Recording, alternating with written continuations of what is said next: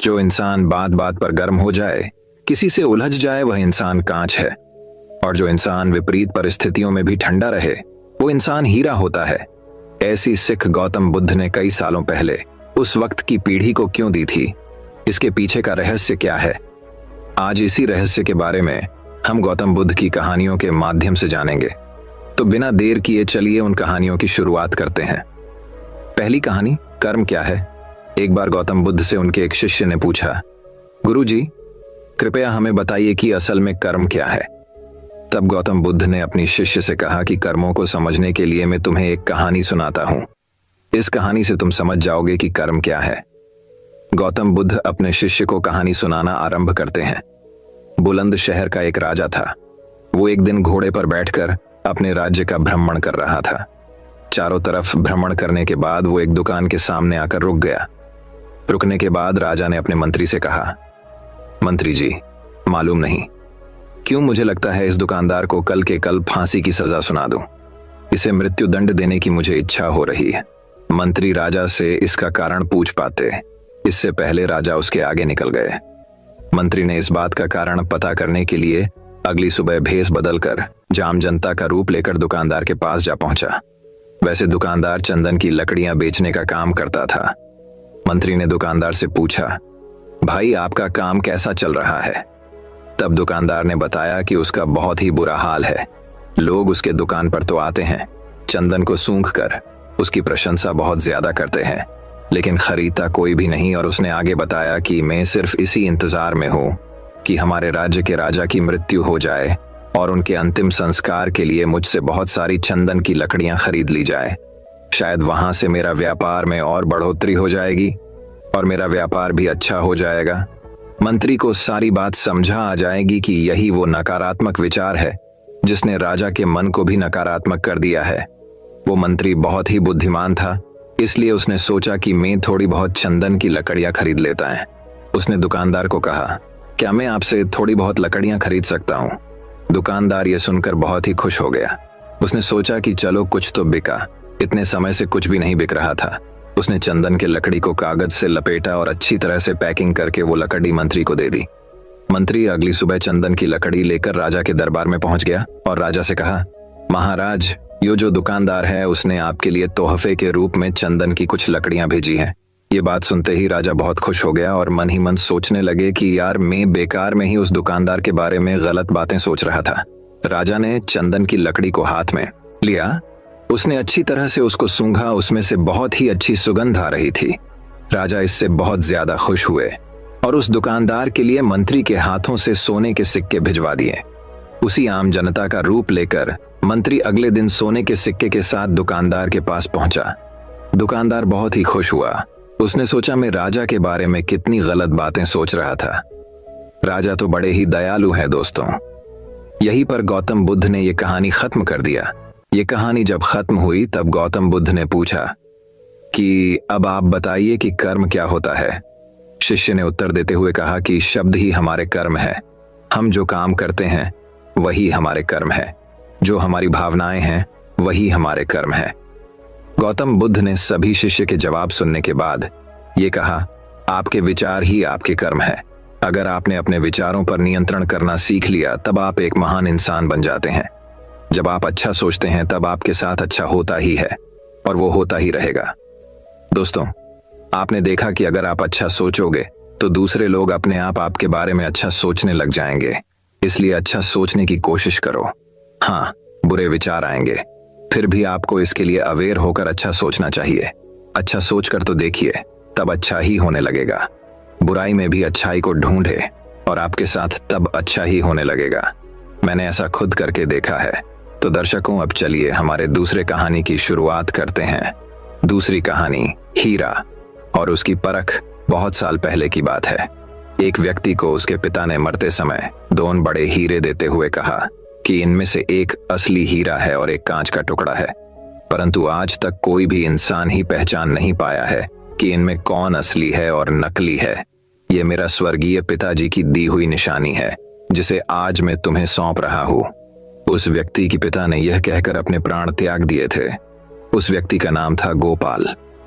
पिता के मरने की कुछ दिन बाद गोपाल अपने राज्य के राजा के पास गया और उनसे कहा कि मेरे पास एक जैसे दो हीरे हैं, जिसमें एक असली है और एक कांच का है। यदि कोई उन हीरों को परख कर असली और नकली के बारे में बता देगा तो मैं यह हीरा राज्य के राजकोष में जमा कर दूंगा, और यदि कोई उसके बारे में सही सही नहीं बता पाएगा तो ऐसी स्थिति में आपको मुझे राजकोष में से हीरे की कीमत का धन देना पड़ेगा। राजा ने गोपाल की शर्त मान ली और कई पारखियों को उन हीरों को पहचान की कार्य में लगा दिया, परंतु राज्य का कोई भी पारखी उन हीरों में से असली और नकली हीरे के बारे में नहीं बता पाया।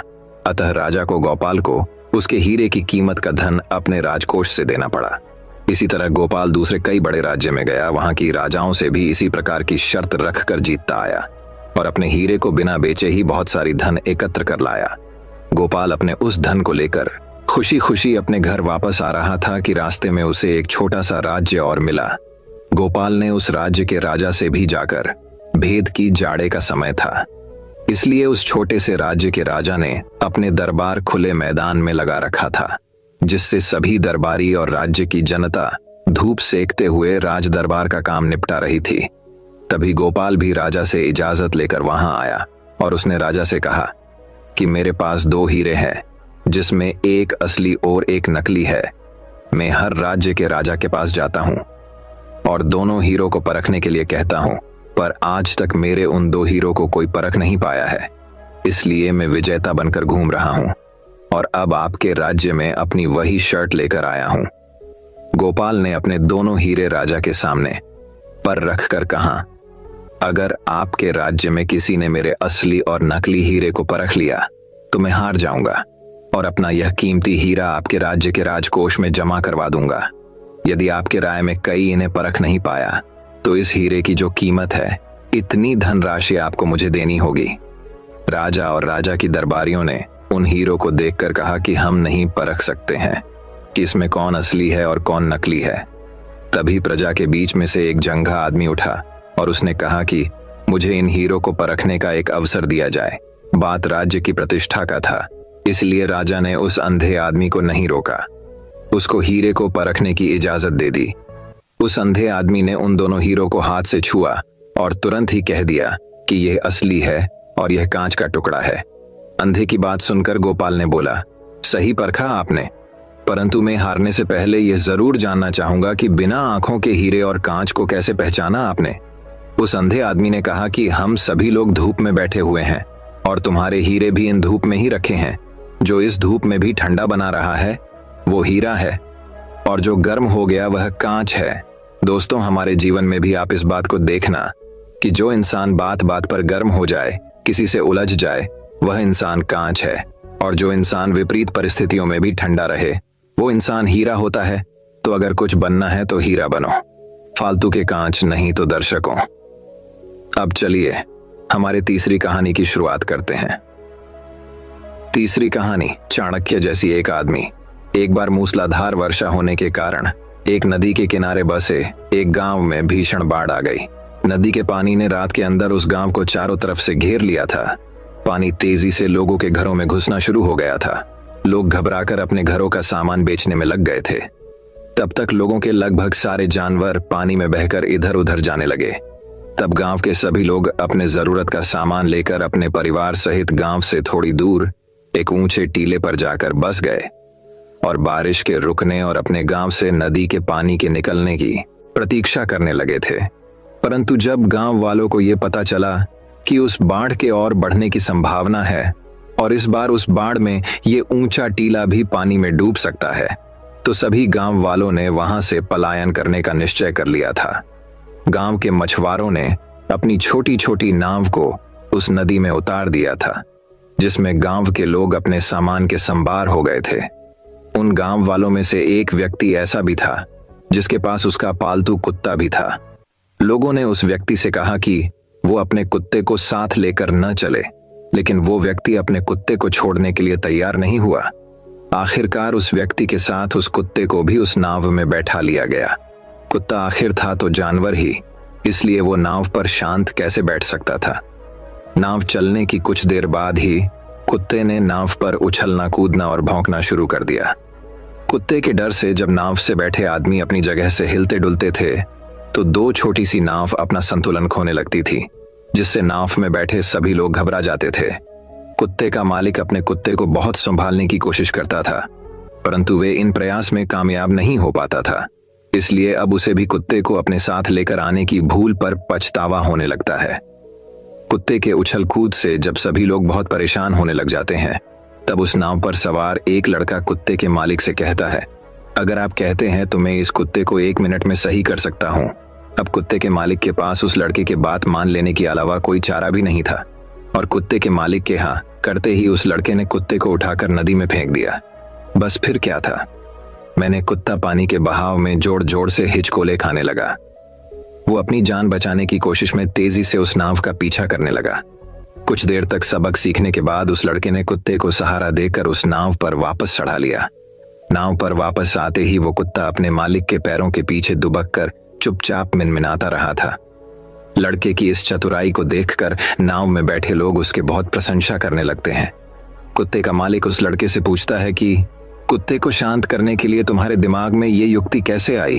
वो लड़के ने सभी को समझाते हुए ये कहा कि कभी दूसरे की परेशानी या उनके दुख का पता हमें तब तक नहीं चल पाता जब तक हम स्वयं उस परिस्थिति में नहीं आते। इसी तरह इस कुत्ते को भी पता नहीं था कि इसकी वजह से हमारी जान को खतरा हो रहा है, मगर अब खुद पानी में गिरने के बाद इसे इस नाव की और परिस्थिति को समझ में आ गया। अब ये दोबारा उछल कूद नहीं करेगा। जब सभी लोग सुरक्षित नदी पार करके एक सुरक्षित स्थान पर पहुंच जाते हैं, तो सभी एक बार फिर उस लड़के को धन्यवाद कहते हुए उसकी सूझबूझ और सीख की प्रशंसा करते हैं। उसी दिन से गांव के सभी लोग उस लड़के को चाणक्य की दूसरे रूप मानने लगे। तो दर्शकों, अब चलिए हमारे चौथी कहानी की शुरुआत करते हैं। चौथी कहानी, समय। एक बार स्वामी विवेकानंद को नदी पार करना था और वो नदी के पास में खड़े थे। तभी एक साधु ने आकर उनसे पूछा कि क्या आप ही स्वामी विवेकानंद हो? तब स्वामी जी ने जवाब दिया कि मैं ही स्वामी विवेकानंद हूं। तभी उस साधु ने पूछा कि स्वामी जी, आप यहां पर क्या कर रहे हो? स्वामी जी ने कहा कि मुझे नदी पार करना है और मैं नाव का इंतजार कर रहा हूं। तभी साधु ने घमंड में कहा, तुम इतने बड़े इंसान हो, कई सारे लोग तुम्हें अपनी प्रेरणा का स्रोत मानते हैं और तुम एक नदी पार नहीं कर सकते। देखो, मैं तुम्हें नदी पार करके बताता हूं।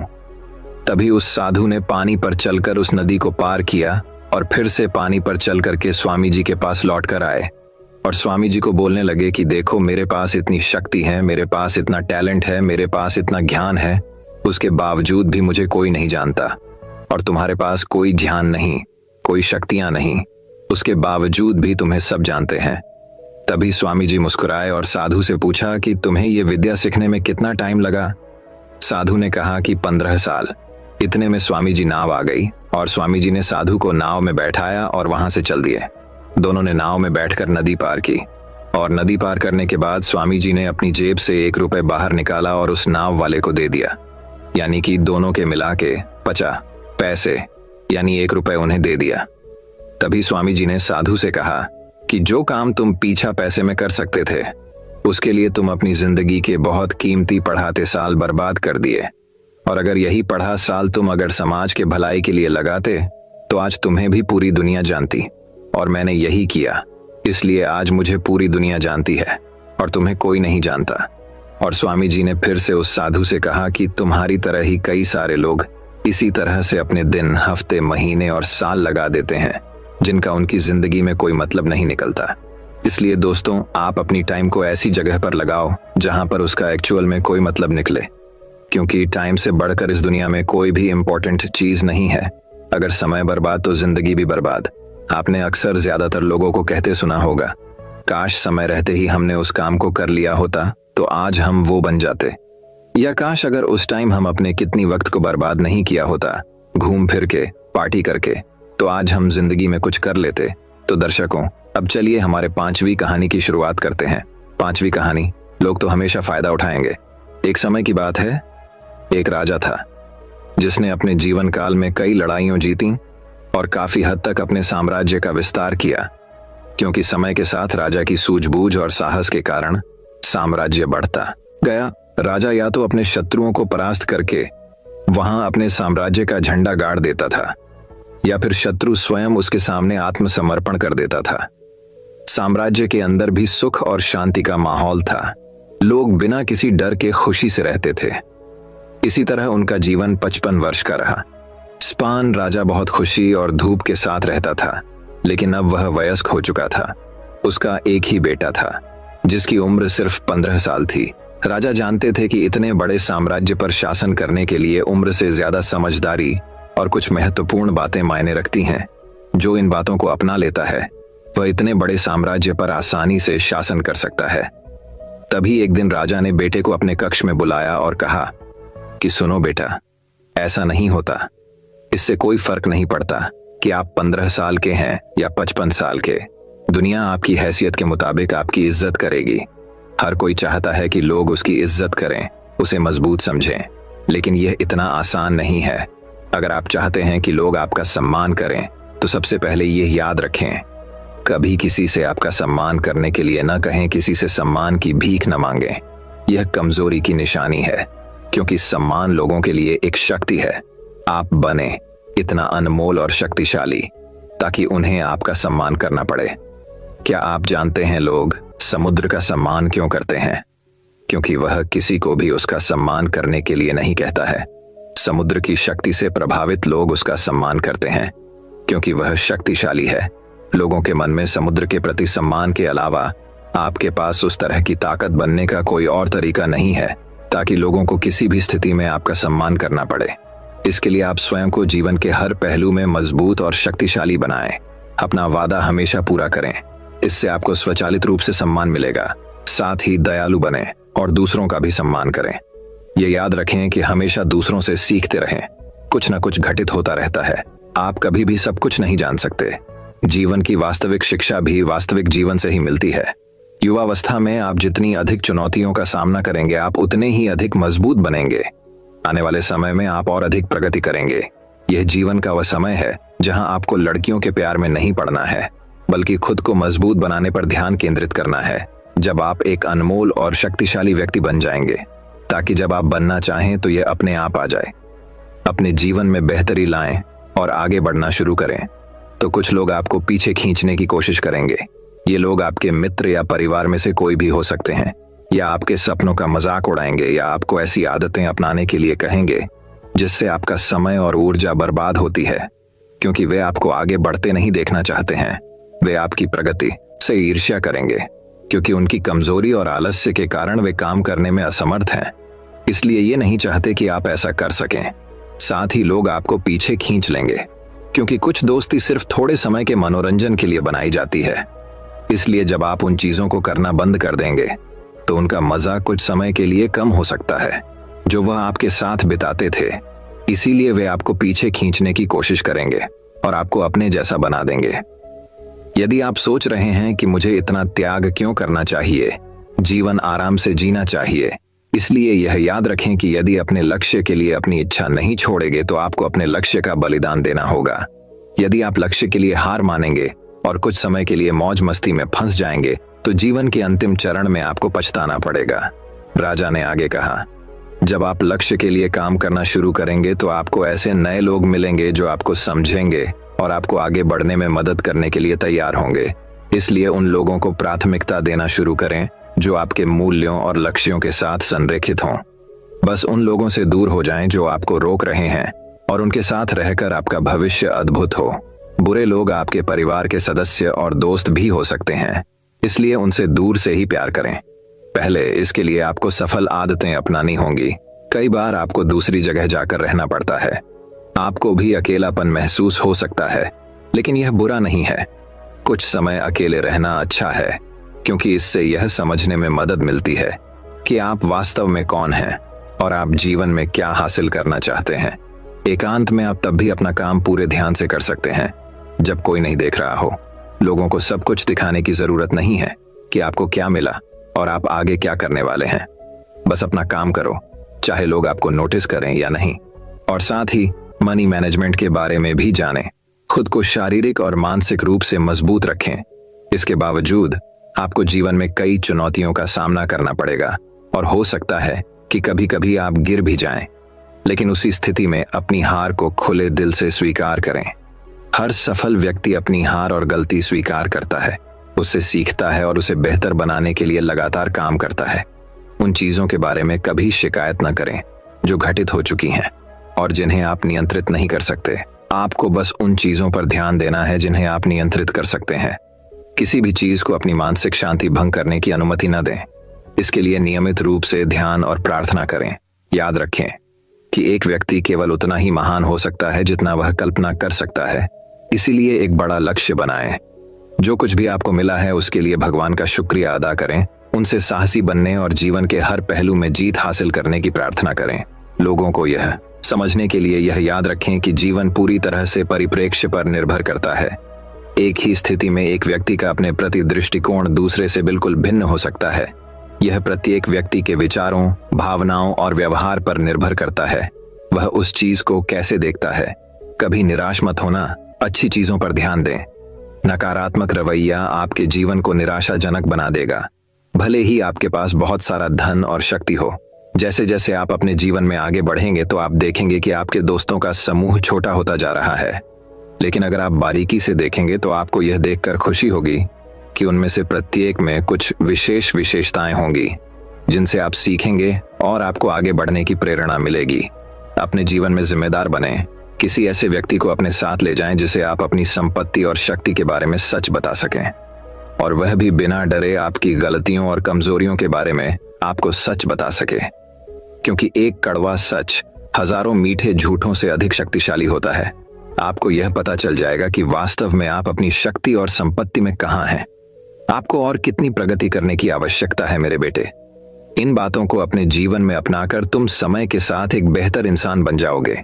जीवन में एक ऐसे मुकाम पर पहुंचे जहां लोग आपको बहुत मूल्यवान समझेंगे। लड़कियां आपके साथ रहना चाहती हैं। शक्तिशाली लोग आपसे दोस्ती करना चाहते हैं। इस अवसर पर जीवन आपके लिए एक खेल बन जाएगा। आप जो चाहें चुन सकते हैं और पसंद का काम करने के लिए विकल्प होंगे। जिस लड़की से आप प्यार करते हैं उससे शादी करें। आपके लिए यह आसान होगा। इस मंजिल पर मौज मस्ती करें और जीवन का आनंद लेना। ठीक है, लेकिन आप जो भी करें अपने मूल्यों और सिद्धांतों को कभी न भूलें जो आपको यहाँ तक लाए हैं। कई लोग सफल होने के बाद फिर से उसी पुरानी स्थिति में पहुंच जाते हैं क्योंकि वह सफलता की चकाचौंध में खो जाते हैं। अपने मूल्यों और सिद्धांतों को भूल जाओ जो मिला उन्हें यहाँ, और यही एक चीज उन्हें सफलता के शिखर से नीचे गिरा देती है। और जैसा कि मैंने आपको शुरुआत में कहा था कि दयालु बनें और कभी भी सीखना बंद न करें, क्योंकि आप एक बार जीत गए हैं तो इसका मतलब यह नहीं है कि आप हमेशा जीतेंगे। ये हमेशा जरूरी है जीतने की ताकत। इसलिए कभी भी अपने आप को निराश न करें। जीवन के हर पहलू में हमेशा अपनी ताकत बढ़ाते रहें। तो दर्शकों, अब चलिए हमारे छठी कहानी की शुरुआत करते हैं। छठी कहानी दोस्तों बात बहुत समय पहले की है।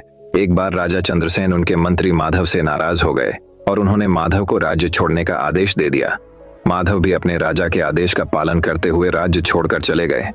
कुछ दिन बीते और राजा चंद्रसेन को माधव की याद आने लगी, क्योंकि चंद्रसेन को सभा में कोई भी निर्णय लेना होता था तो वह माधव की सलाह से ही लेते थे और उन्हें निर्णय लेने में आसानी होती थी। फिर एक दिन चंद्रसेन ने अपने सैनिकों को कहा कि जाओ माधव को ढूंढकर मेरे पास वापस लाओ। सभी सैनिक माधव को ढूंढने के लिए एक गांव से दूसरे गांव जाने लगे, लेकिन उनको माधव नहीं मिला। फिर राजा चंद्रसेन ने माधव को ढूंढने के लिए योजना बनाई और उन्होंने अपने सैनिकों को कहा कि जाकर गांव में संदेश दो कि मुझे हर गांव से बुद्धि से भरा हुआ घड़ा चाहिए। अगर गांव का मुखिया बुद्धि से भरा हुआ घड़ा नहीं लाएगा तो उसे घड़े में हीरे जवाहरात भरकर लाने होंगे। ये संदेश सभी गांव वालों के पास पहुंच गया और सभी गांव के मुखिया परेशान हो गए। सभी गांव के मुखिया ने अपने गांव में सभा बुलाई। तभी एक गांव में माधव एक किसान के खेत में बेस बदलकर काम कर रहे थे। जब सभा बुलाई गई तो माधव भी वहां पहुंचे।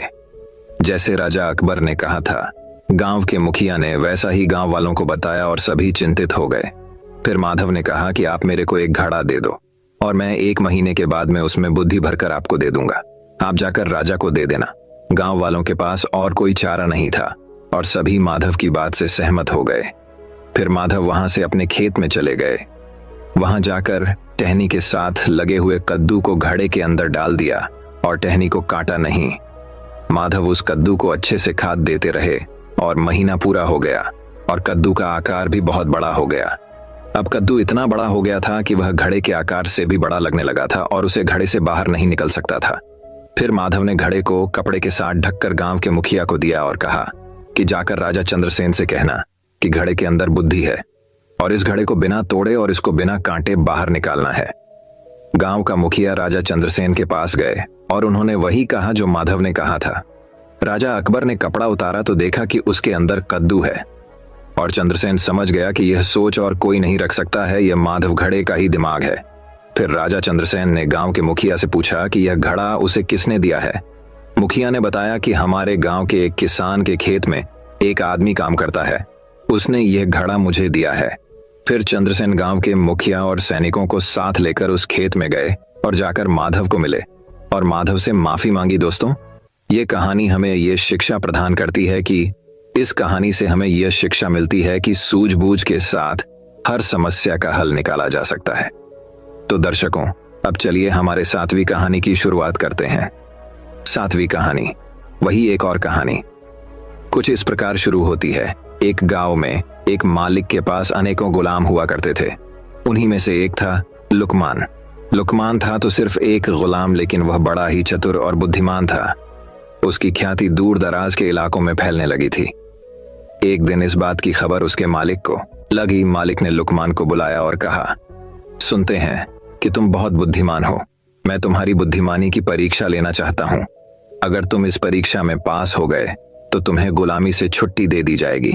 अच्छा जाओ, एक मरे हुए बकरे को काटो और उसका जो हिस्सा बढ़िया हो उसे ले आओ। लुकमान ने आदेश का पालन किया और मरे हुए बकरे की जीभ लाकर मालिक के सामने रख दी।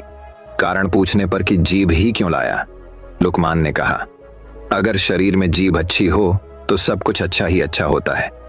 मालिक ने आदेश देते हुए